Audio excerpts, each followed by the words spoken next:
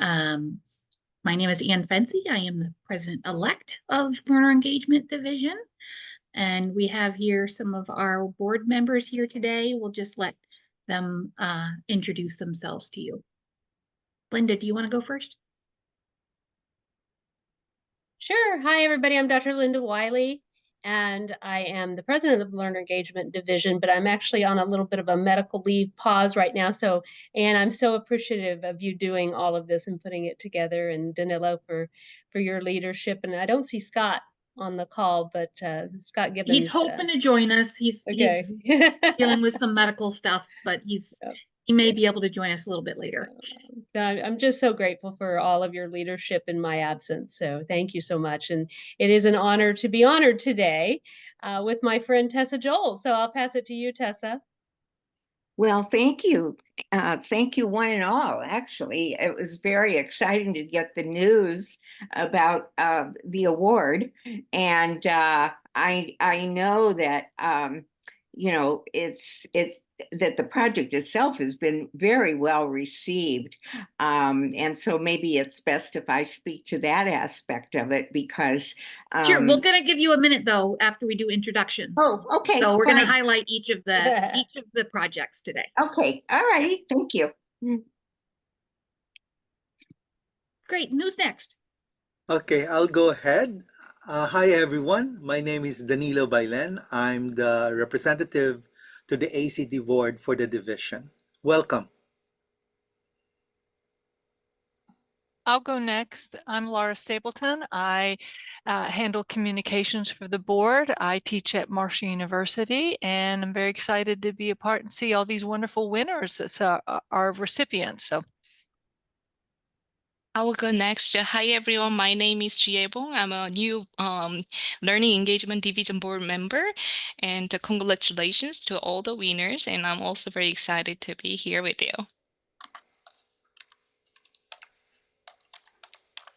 Yay, and I hope our guests will introduce themselves too.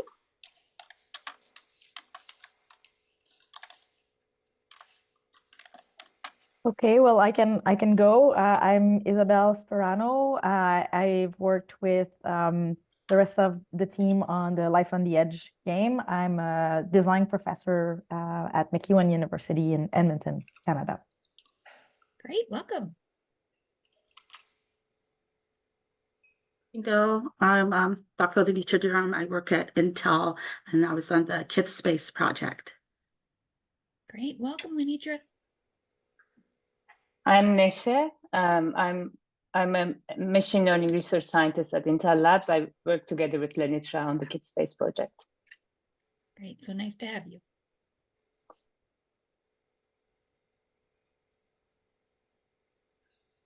I'm Jim Chapin from I'm the Executive Director of Learning, Innovation, and Technology at the Tippie College of Business, the University of Iowa.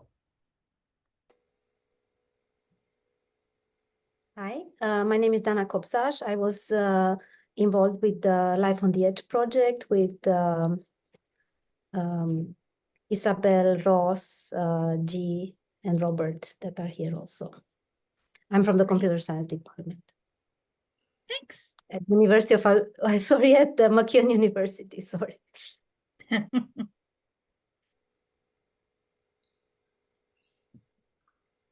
I guess I can go next. I'm Robert Andruko, Associate Professor at MacEwan University, and I was part of the same team that worked on Life on the Edge video game. Wonderful. I think I can go next. I'm obviously Ross, as my context says. I'm in biological sciences at MacEwan University, and I was also a member of the Life on the Edge team. And I think we have a couple members who couldn't make it today, unfortunately, but most of us are here. That's wonderful. Great. I will go next. Nesma, yeah. Hello, this is Nesma Nasr. I'm a PhD candidate at Northern Arizona University and a part-time faculty. I'm so happy that I joined the Learning Engagement Department Vision, and it was my honor to meet some of you in person last week. specifically Anne. And also I am the communication officer for the division. Great. Well, Thank you. welcome everyone. So excited to see you all today here. So we are going to highlight 3 of our awards this year: our Excellence in Innovation, our Outstanding Digital Artifact, and our Outstanding Publication. And then we're just going to give a couple of division updates. And I hope you'll stick around for just a few quick minutes after that. So without further ado, let's begin with our 2024 LED Excellence in Innovation Award. And the winners of this are Ross Shaw, G.A. Bong, Isabel Sperano, Robert Andrechow, Dina Kopses, Emily LaBelle, and John McMillan. And this is for their project Life on the Edge game. And so if one of you would like to give us a few minutes to tell us about your project, and if you'd like, you can go ahead and share your screen if you have something to share, or you can just tell us about it. I think a good way for us to do it is to actually just split it up briefly each, because it really was a team effort. And I think that's the main thing that lets us succeed on this kind of project. Good. So So I'm going to stop sharing my screen so we can see each other better. So I can give you a kind of a brief blurb to the background of the project. We actually conceived the project as a project that was built by faculty and students. And so it's a game that's built to be fun and engaging and teach. And so I came up with the idea of I needed team members, obviously, because I had no expertise to do this, except for bring some ideas to the table and to work in biological sciences to design this type of game and give kind of the biology knowledge. But really bringing together that expertise from the other team members is so crucial, and then working together well and working through all the bumps and things that come along with this kind of project. And it's really interesting to see different disciplines work together and work successfully together to create something like this. So some of the other integrated disciplines that are key in this, like the design studies. Unfortunately, we don't have our music department members here today, but I'll turn it over to Robert or Isabel to make some comments. Okay, so I can give some comments on the design side. So Robert and I, we worked closely with the rest of the team and many design students on doing the interface, doing animations, illustration, but also coming up with a game concept that was actually Robert's game concept, that the tower defense game that we decided to kind of go with and to work on together. So yeah, the design aspect was all the kind of the thinking about the concept, building the game, doing low fidelity prototypes, paper prototypes, user tests, and yeah, it was a big team effort for sure. You want to add something, Robert, to this? Yeah, I think in total it was probably 10,000 hours of students involved in building this. So, and the game is not massive, but it's enough to allow students to learn concepts that they would see in a biology 107 course at university level. That's maybe kind of a 1 week or 2 week curriculum. And then the students would play it for about 2 to 3 hours and get most of the concepts from playing it in that amount of time. Yeah, like Ross was saying, this is kind of one of the few games that really at a university level is not a full simulation. We had to take liberty with some of the concepts to make it still fun, and there's an emphasis on engagement. So that threading that balance was really tricky throughout the whole process. Yeah, the early results show that was certainly the case from students' experience.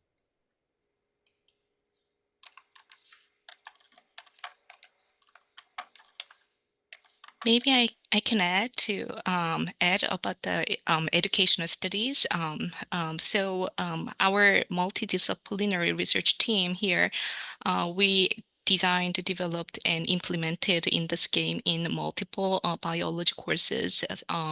The different subject areas slightly within the biology, cell biology field, and also the different course mode, online and offline. So we try to grab the evidence of success. So we designed multiple educational studies. The most recent one is based on self-determination theory. We tried to capture the students' motivation, especially their needs, satisfaction, and frustration. And we also make a connection them with the engagement and disengagement, which is aligned with the theme here in this division. So we also had multiple dimensions for engagement and disengagement, behavioral and cognitive and emotional and agentic engagement and disengagement. And we noticed that because this game is interactive and immersive, so there are many multimedia components of it. So actually, it is not sure. It is hard to say like we can guarantee each student's success 100%. So we try to capture how differently students experienced within their specific context and with their different backgrounds. And we noticed that students slightly experiences the differently within this game-based the environment, but mostly we found that the students reported the higher engagement and the lower disengagement, which is the evidence of our success. So, and this game is online and we are sharing this game with public, so you can check if you want. And yeah, so we did it. We had many meetings, and we put our time and effort a lot. So I'm very proud of our team.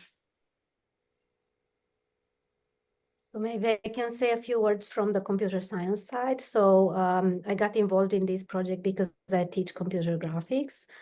And I got involved in a time when the collaboration didn't work very well. So everybody was a little bit frustrated. So this is, I think, it was an amazing experience for the students to learn how to work together. So these are things that we don't normally teach in courses. So for them, just the adjustment of working computer science students together with design students, understanding each other languages, and being able actually to come up with solutions that are somehow common ground. And the design student had to learn a little bit of Unity, and then the computer science students had to understand the way design students are thinking and make use of their skills. So beside, I guess, creating this amazing game, I think it was also an amazing learning experience for the people that were involved in the project. So after they overcome these challenges, I guess, it worked really well. I think so. The last few years were very nice group work for design, computer science, I guess music, creative writing, and then the educational student that G brought into the project. So yeah, like she said, you can check the game online, and I don't know what else, if Ross wants me to add something else. It's free. That's the best part. And if you don't play video games, it has a built-in tutorial because the designers were very good on that. So it's literally you can self-teach if you're sitting in that category of, I'm not sure, video games, or if you want to try to use it with students, it also has a sandbox mode for instructors. So you can go crazy, everything you can imagine you can create. So some fabulous aspects to hopefully encourage you to check it out, even if you're not that familiar with video games.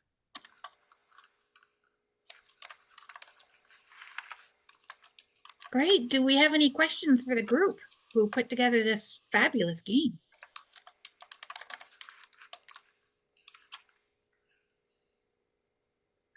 Yes, Danilo asked, have you published this somewhere? If you mean the game or the literature Dr. Bong was referring to, both. So there's the game published on Steam. If you type in, if you just search in Google, right, and you type in Life on the Edge, Steam, that's the actual software. Yeah. Yeah, I added it in the chat, the link.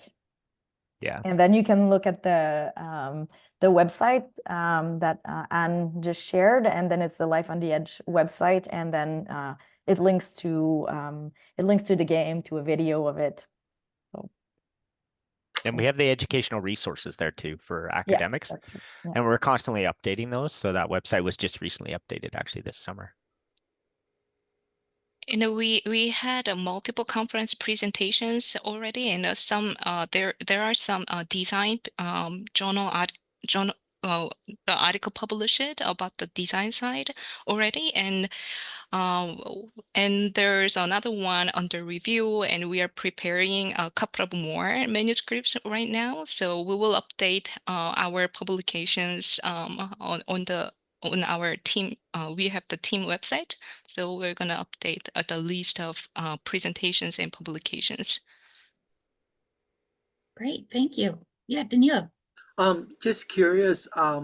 So okay, this is launched publicly, is that correct?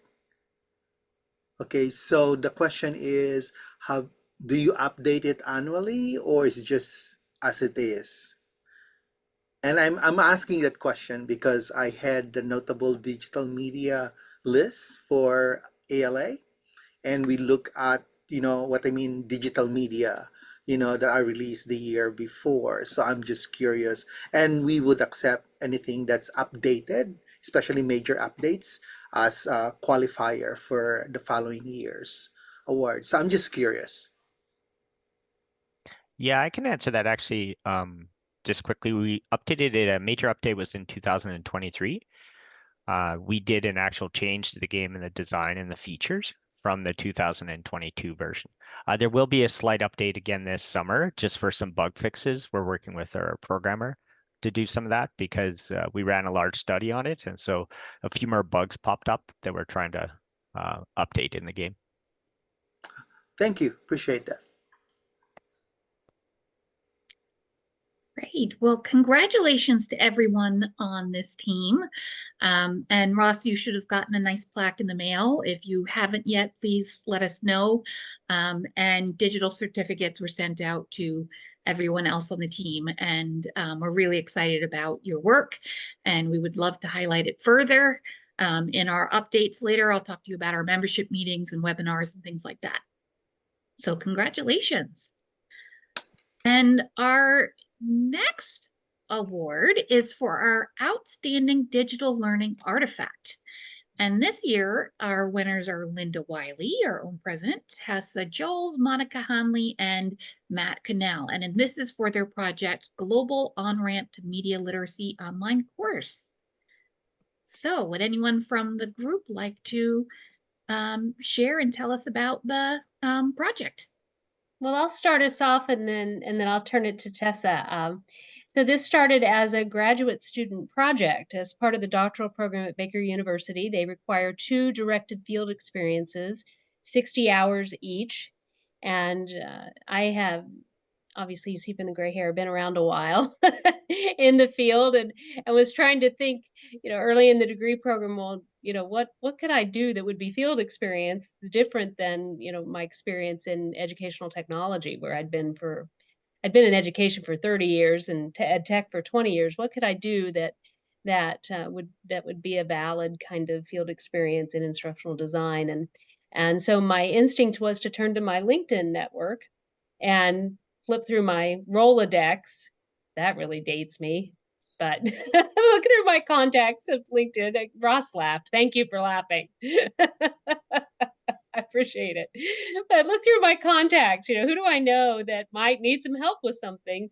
And my good friend Tessa Joels came up in the list. And I hadn't talked to her in ages. We had worked on some things together when I was at ASCD. If you're familiar with ASCD, they're the largest nonprofit dedicated to teacher professional development, and now are a part of ISTE.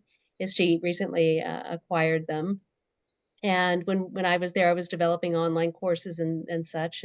Tessa at the time was at the Center for Media Literacy, and we were doing some things in partnership. So all these years later, I reached out to her and I said, can we just have a cup of coffee virtually, talk about this possibility? And one cup of coffee led to a massive project that turned into the global on-ramp that it is today. Our buddy Matt Connell could not be with us today. He's working diligently at Eastern Kentucky on some things this morning, but this also ended up being his directed field experience too, because it blossomed into this project that ended up being translated into, I don't even know how many languages, because Matt did that part. Tessa can talk about that. But what a gift it was to both of us in finishing up our doctoral degrees. So with that, Tessa, it was really, when we spoke, it was, well, what can we do? And you said, I need a course. And I said, in what? And you took it from there. Well, thank you for that phone call, Linda. Really, I mean, it is amazing to me when I look back on it and realize just, how much we did. I should say you did primarily, and certainly Matt. Everyone pitched in, but there's absolutely no question that the technical expertise, the education background that particularly Linda brought to the party made a huge difference on being able to do this project. So Linda approached me. We definitely need and can always use courses on media literacy. And this is our first attempt to do anything online that would be more interactive, give the user more control. And so one of the things that happened was that not too long after Linda and I talked, and we both agreed that yes, a course would be the way to go. Monica Hanley and I, who are former Fulbright scholars, received an invitation to submit a proposal to the Fulbright Commission to do a project. And that really extended the reach of what we were able to do, although Linda and Matt's project was certainly volunteer because it was part of their student work. But what we were able to get a small amount of money from the State Department, the US State Department, was to be able to really publicize the course. And we have affiliates really all over the world. And we were able to give them all a small budget so that they could promote the course. And at this point, we now have, thanks to everyone really working hard on this, we have 10 languages now that this course has been translated into. And, it's unprecedented. We've never had a course in that many languages available globally. And it gives a really great foundation to answering the questions: what is media literacy? What components really make up media literacy? What are some of the founding principles of media literacy, and how can those be built into curriculum? So it's a training on the basics, and Lord knows there's a huge need for that globally, because there's always a lot of discussion, well, what is media literacy? And this course has gone a long way toward helping to really define it, put some boundaries around it that are doable by teachers, and allowing teachers then to really be able to work with each other, have a vocabulary, be able to share their experience with media literacy and with the course. So we are forever grateful, truly. And I have to say, I'm really proud of the work, because we've received commentary from all over the world on it. And people have been thrilled, really, to have something that they can easily point to, and that's available in such a wide range of languages. That is fantastic. Thank you so much. And I see, Jim, you have your hand up. Do you have a question? No, sorry, I don't know where that came from. Oh, okay. Thought you had a question for them.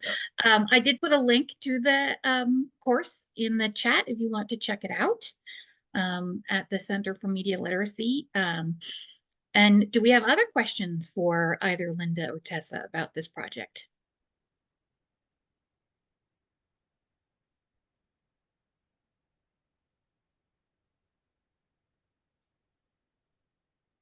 Well, one of the things that I really saw throughout the project was the need for a combination of experience in order to be able to deliver. It has to be a team effort.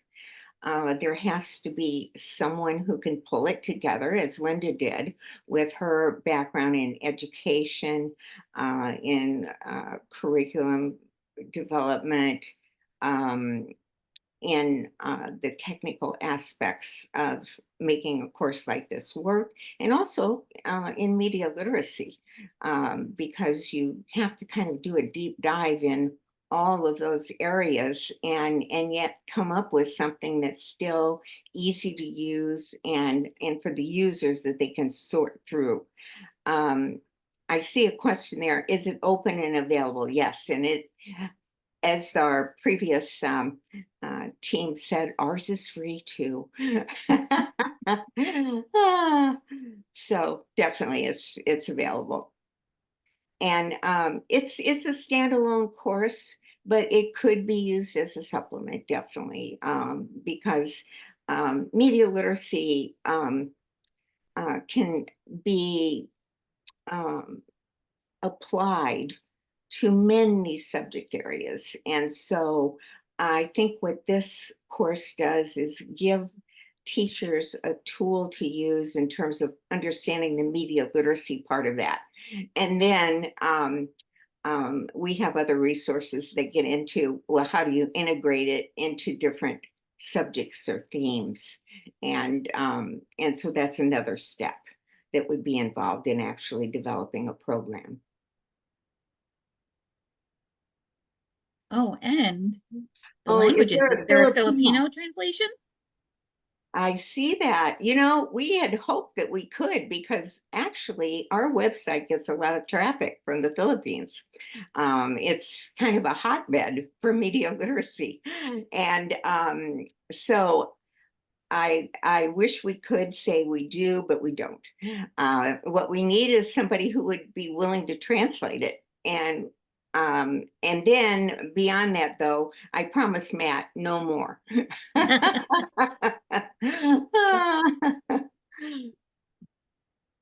I think the other thing about the project, that just coming back to the doctoral program, we wrote a chapter, and I'm trying to find the link to it so I can drop that for you, but we did write a chapter about the service learning experience and how that's baked into the doctoral program at Baker. And so many doctoral programs have, you know, some sort of service learning as a part of their curriculum. And just, you know, there was a part of me that thought, well, I have all of these years and years of experience. Why can't I just comp out of some of this stuff, right? Why do I need to do 2 service learning projects that are 120 hours plus total? And big bold plus there, because obviously, you know, you end up spending probably more time. But I'm really glad that I didn't try to do that. My first service learning project actually ended up being my dissertation, interestingly enough. So there turned out to be a purpose in mind for both of them.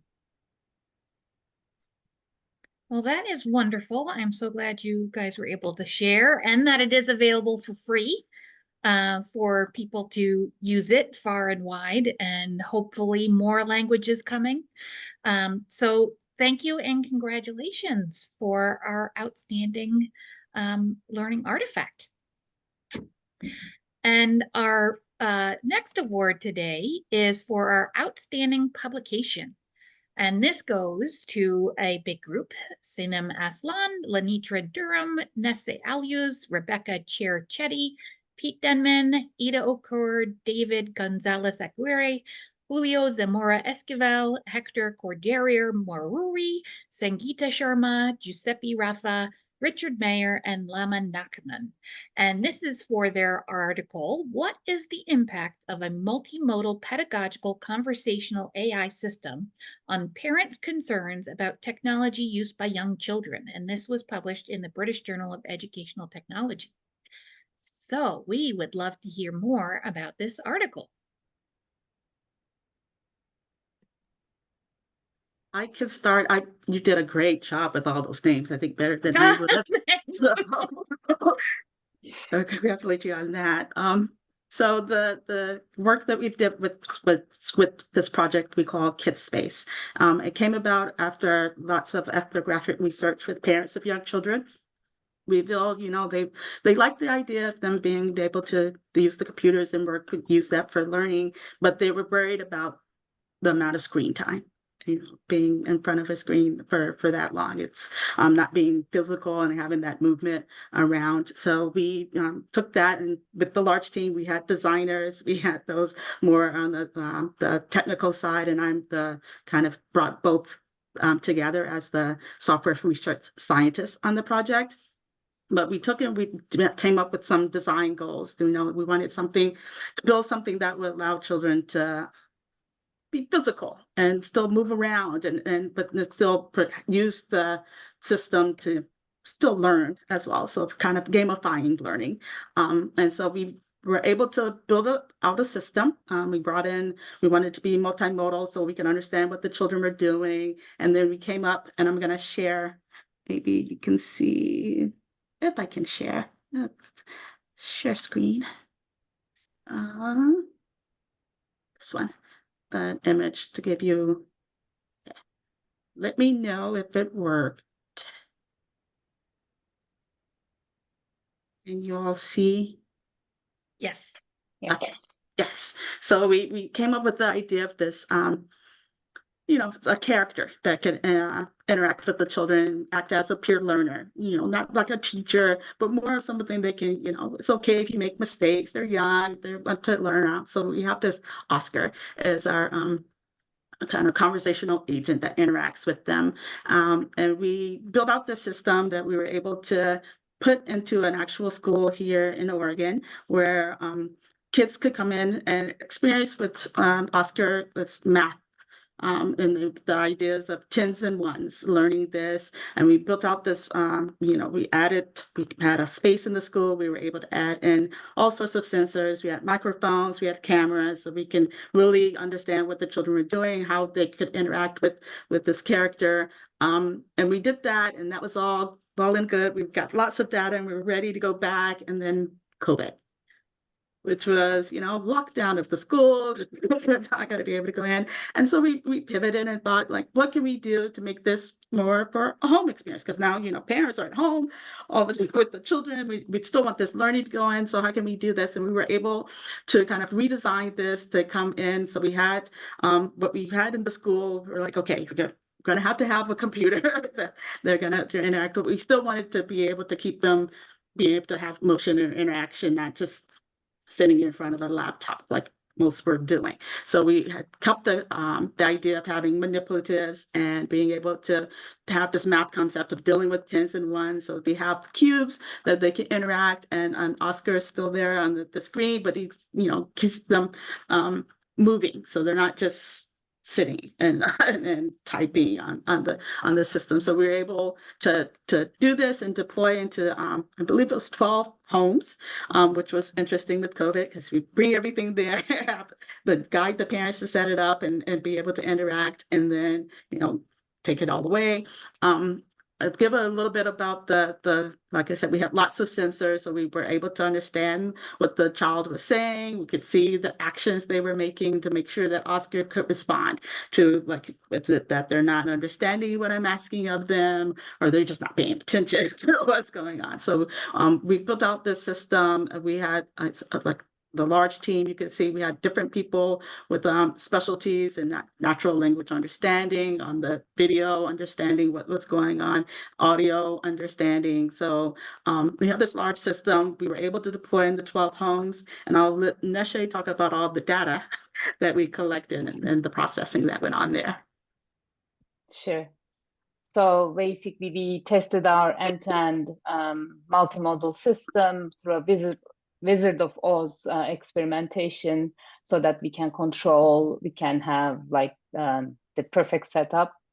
And we were basically interested in understanding like parents' perception about technology use, how the Kidspace experience is impacting their perception. And we also wanted to understand how children were engaging with the system, either through physical activity, how active they are, how engaged they are with the task, and so on and so forth. So the data we collected, we first, before the Kidspace experience started in the home, we collected parents' initial perceptions, their concerns about social interaction, their screen time, usually there is like this concern about elevated screen time when digital educational setups are included. And there is also like lack of physical activity and lack of social interaction. So these were all concerns reported out by our parents as well.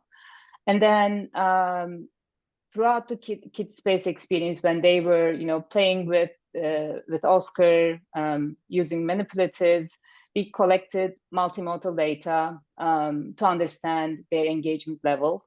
And then at the end, once the experience was completed, we again asked parents about their concern levels. So we were able to understand how the Kidspace was impacting the parents'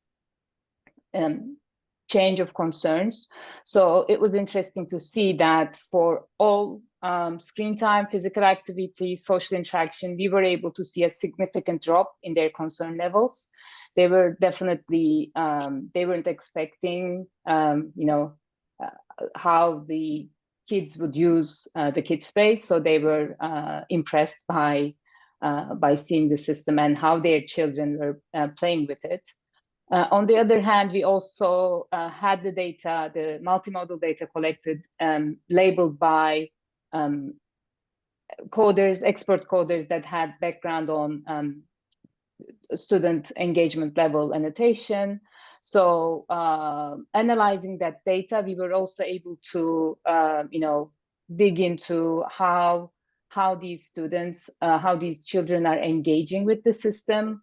And it was interesting, like they were always engaged with the task. Of course, it was just a single session, so it was very new, it was very fresh, but they were able to engage with the task. They were engaging with Oscar. It was really interesting to see that.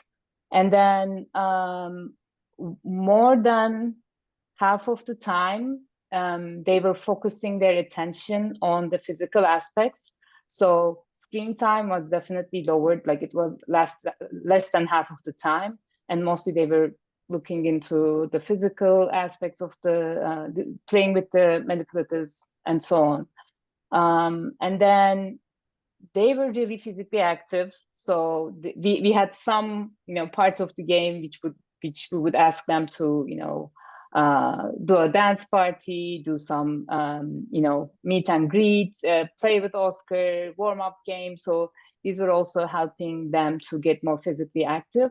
But even when they were playing the mathematical games, they were also doing, engaging with the manipulatives. So that was also physically active for them. And it was like more than 90% of the time they were, they were being active. And then in terms of social interaction, we saw that more than 80% of the time they were socially interacting with Oscar, with the agent. And this was like more than half of the time it was through nonverbal communication, just nonverbal interactions with Oscar. So these were all very interesting to see.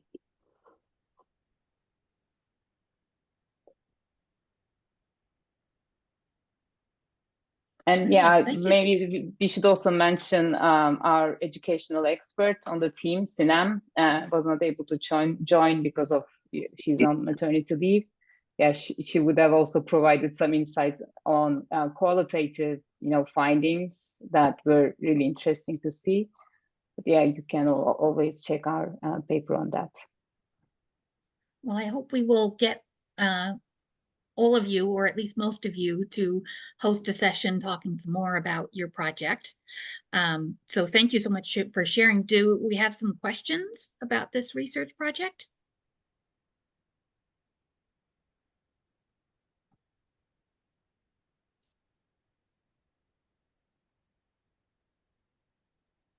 Yeah, Danilo.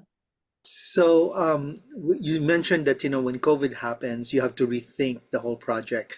So as I was looking at the image, is that a setup in the Intel labs, or is that a setup at home? Just the image with the child there, we had to do one in the labs to capture. We made a video of how it was used, but this is actually how it looked. So we had to, when we took it to the homes, we packed it all up. Actually, in the paper, you can see we have an example of I stopped sharing, of all the setup that we had to put in so we could deliver it to the home. And then we kind of guide, because it was COVID, we set up a Zoom so we could guide the parents through setting up the tripod so we can actually see what the child was doing with the manipulatives, and we guided them through all of that. And then the child would just interact with the laptop and Oscar. So just curious, how did you recruit? How did you select your participants? And that would be, Sinem could answer that great. I know we put out like a call to look for, we needed, kids of a certain age to be able to interact with this. And so, but she could give more details on that. Thank you. And we started, as Lenitra mentioned at the beginning, we started with a school prototype. So it was very different than what we ended at home. It was like we were even using the walls of the, classroom. So they were, touching the walls, playing with different games. But when we needed to switch to home, it was definitely a different story. But even, even like setup was kind of, challenging. So you would ask parents to set everything up, and then you check just virtually if everything is okay. But it turned out to work well. Yeah.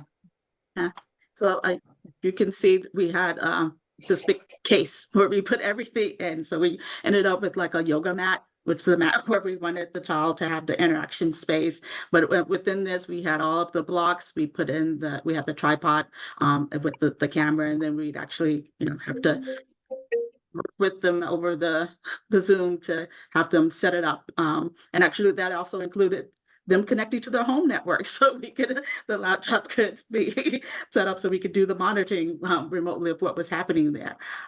So it's a very interesting pivot to go from in the school with all of this, where it's all, we did it way beforehand, put on all the equipment, to this where before each session, it had to be set up and make sure it was calibrated and things would work well. Great. Well, thank you so much for sharing your project. Very exciting. We look forward to hearing some more about it. And before we go, we just wanted to share a couple of updates from the division. So we have some new board members this year. We also have some open positions coming up.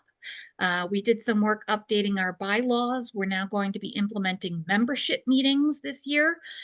So stay tuned for those. We're updating our website on Higher Logic, and we also will be publishing some new episodes on our podcast, Learner Engagement Activated. So our board members for this year, we have Linda Wiley, who's our president. I'll be the president-elect. Scott Gibbons is our past president. Danilo is our rep to the AECT board. Laura Stapleton will be a programs officer. Nesma is taking over as communications officer. Andy Walker is one of our board members, and G.A. Bong is one of our new board members. So if you're interested in joining us, we do have an opening next year for president-elect. Danilo will be finishing up his term as representative to the ACT board, so we'll have an opening there. And we'll also have a special programs officer position. And an administrative officer. So please look for an announcement with nomination information coming soon. We did update our bylaws. We're waiting for approval, but just a couple of highlights. We revised some role descriptions. We did codify that we want to include the graduate student voice in our division, and we are also including membership meetings so that we can have more engagement with members of the division. So this is what our website looks like, and on there you'll find our podcast, announcements to members. There is a discussion board where members can post and communicate with each other. We do have some blog posts about different topics in learner engagement. In our library, we'll be posting recordings for meetings and webinars. And to join that, if you're in AACT, you would log in, go to all communities, find learner engagement, and click the join button. And then our podcast, we have had some fantastic guests so far on this podcast.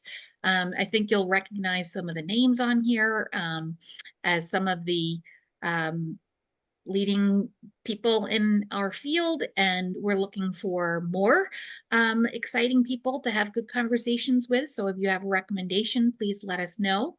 And then finally, we'd like to know what you'd like to see from the learner engagement in the coming year. So as mentioned, we will have membership meetings.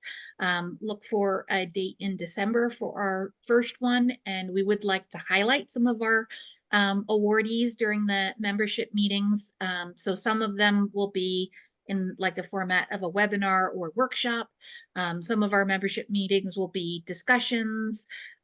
So we'll have different types of meetings throughout the year.